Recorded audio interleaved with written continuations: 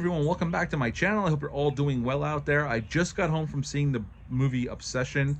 I know it's been out for a few weeks. I finally got around to seeing it. I had a free Sunday. I went and watched it, and I'm about to give you my thoughts.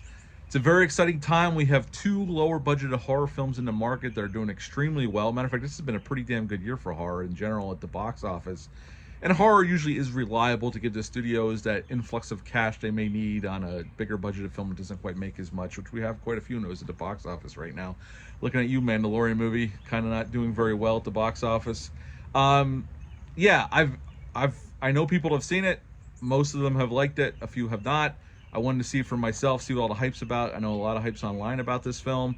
I'm not familiar with anything Curry Barker has done previous to this. I do believe this is his first theatrical released film. If I'm wrong, you can correct me in the comments. I heard this budget had a budget of $750,000 to $1 million. Those are the two numbers I've been seeing floating around out there. And let's get into this one, okay? Curry Barker wrote and directed this film. It's about this guy who has friends. He's friends with this Nikki girl who he really, really likes, Ian and Sarah. That's his main friend group, these four. They go to trivia together on Wednesday nights. But Bear really has a crush on Nikki. He is obsessed with her. He wants to be her boyfriend, but he's too scared to tell her. And one night he's gonna tell her, and he chickens out.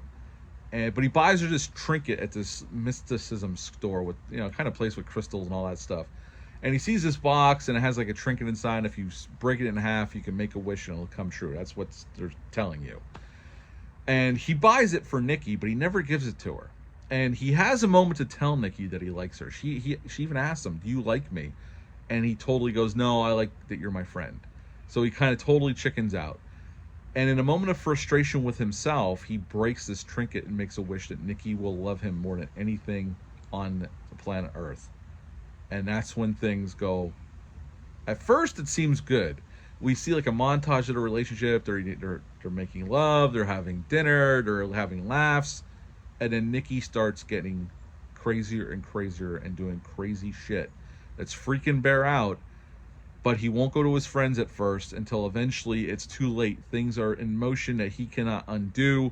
Things go from bad and only get worse until the end, where things go totally off the rails and it's not a very happy ending, and it's the end of Obsession. What this movie reminded me of, and this is not a bad thing, it's not a knock on the movie because I'm a huge Tales from the Crypt fan. This reminded me of like a feature-length Tales from the Crypt episode. Only difference is Tales from the Crypt had some jokey parts in it. They hammed it up. There's none of that in this movie. It's played pretty damn razor straight, and there's not a lot of comedic bits.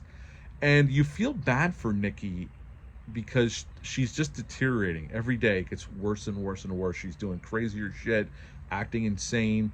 And Bear never thought this thing would work, but it over delivers. And there's a number on the box, and there's a moment in the film where he calls the number, and they're like, "Yeah, you really can't take it back. You're stuck with this till either you die. So, yeah, there's nothing we can do.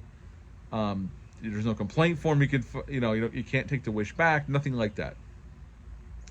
And it really is a well done film in terms of just watching the deterioration of this relationship, of this girl who seemed pretty normal and a happy-go-lucky kind of chick, and then all of a sudden she's getting crazier and crazier and crazier, and Bear is losing total control over the situation until it comes to a head at the end. And that's pretty much the movie. But it did remind me of Tales from the Crypt a lot, which is not a bad thing. I'm totally on board for that. I think Curry Barker, for being his first theatrical film, does an extremely well job with the camera here and directing duties. A lot of long takes, letting the camera sit with a scene, to the point where it's so uncomfortable about the things that are going on. I had secondhand embarrassment and was uncomfortable just because of the uncomfortable awkwardness going on screen.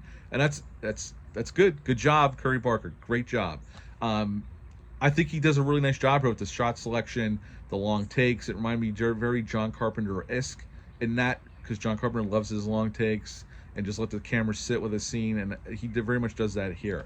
I think the acting is really good. I've never heard of any of these folks before, but I think they really do a good job here in this movie. Our four main cast members do a hell of a good job. Again, it's just like a Tales from the Crypt episode. Something happens and things continue to go from bad to worse to even worser until things just fly off the handles. That's pretty much this movie. Are there any downsides? Well, I really didn't have a problem with much. I really did like the movie. Do I think it's an original horror film that definitely has inspired by other things? And I dug that. I dug that. It was refreshing to get a brand new, like, kind of its own thing horror movie instead of a sequel, which I love sequels, and I can even dig a remake if it's well done. But I think it's kind of a refreshing piece in the marketplace right now, that was sorely needed, and I think I really dug it. Do I think did it blow my mind? No, but what I think it is a well made, low budget horror film that I think is really well done with some really great acting. It does get gory in moments. There are moments of extreme violence, which really help sell what's going on and the seriousness of it. And I dug this movie. I really did. I think it's a really solid piece of horror cinema, and I would give Obsession a 9 out of 10. 9 out of 10 for Obsession. Have you seen it yet? Leave a comment down below. Let me know. Hit the thumbs up. Hit the subscribe button. Share this video. I greatly would appreciate that. That's it for this one, but until next time, bye.